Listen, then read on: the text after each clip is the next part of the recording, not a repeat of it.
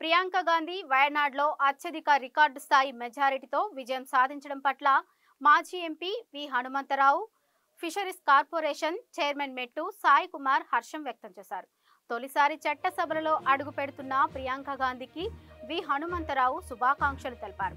ప్రియాంక గాంధీ మంచి రాజకీయ భవిష్యత్తున్న నేత అని, ఆమె మరిన్ని ఉన్నత పదవులు పొందాలని విహెచ్ ఆకాంక్షించారు. మహారాష్ట్ర ఎన్నికల్లో మోడీ, అమిత్ షాలు గెలవలేదని, అదానీ, అంబానీలు వారి డబ్బులు గెలిచాయని విహెచ్ అన్నారు.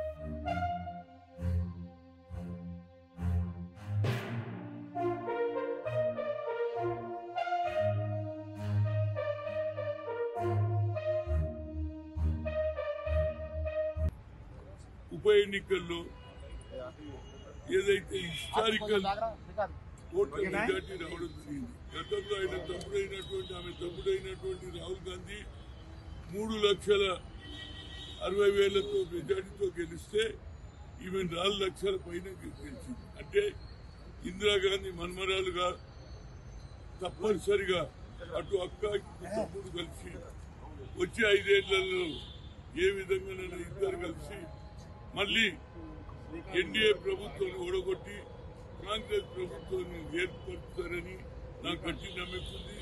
ఇందిరాగాంధీ మన్మరాలుగా ఆమెకు ఏదైతే వాళ్ళ నానమ్మతో పరిచయం కానీ నానమ్మ ఐడియాలజీ ఉన్నది కాబట్టి ఆమె ఆలోచన, అదేవిధంగా తమ్ముని ఆలోచన కన్యాకుమారి నుంచి కశ్మీర్ వరకు నడిచిన తర్వాత కులంగానే చెయ్యాలనేది, అదేవిధంగా ప్రియాంక ఆకర్షణ, రాహుల్ గాంధీ ఆకర్షణ తప్పనిసరిగా ఇప్పుడు ఏ విధంగానైతే కేరళలో అత్యధిక మెజార్టీ తెచ్చిందో అదేవిధంగా అన్ని రాష్ట్రాలలో గతంలో ఆమె ఏఐసీసీ జనరల్ సెక్రటరీ కేవలం ఉత్తరప్రదేశ్కే లిమిటెడ్ ఉంది.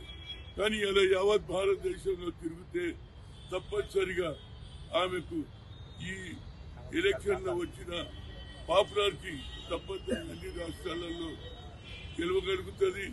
ఇందిరాగాంధీ కూతురుగా, ఇందిరాగాంధీ తల్లిగా, నానమ్మగా, సోనియా గాంధీ తల్లిగా తప్పనిసరిగా పేరు తెస్తుందనేది నా ఉద్దేశం. ఏదైనా ఈ వయనాడు ఇంత మెజార్టీ వస్తుందని ఎవరు ఊహించలేదు. కానీ ప్రజలు ఆమెను ఆదర్శిస్తున్నారు, ఆమెను ఆకర్షిస్తున్నారు, ఆమె నాయకత్వాన్ని బలపరుస్తుంది. కాబట్టి ఇది యావత్ భారతదేశంలో దీని ప్రభావం ఉంటుందనేది నా ఉద్దేశం.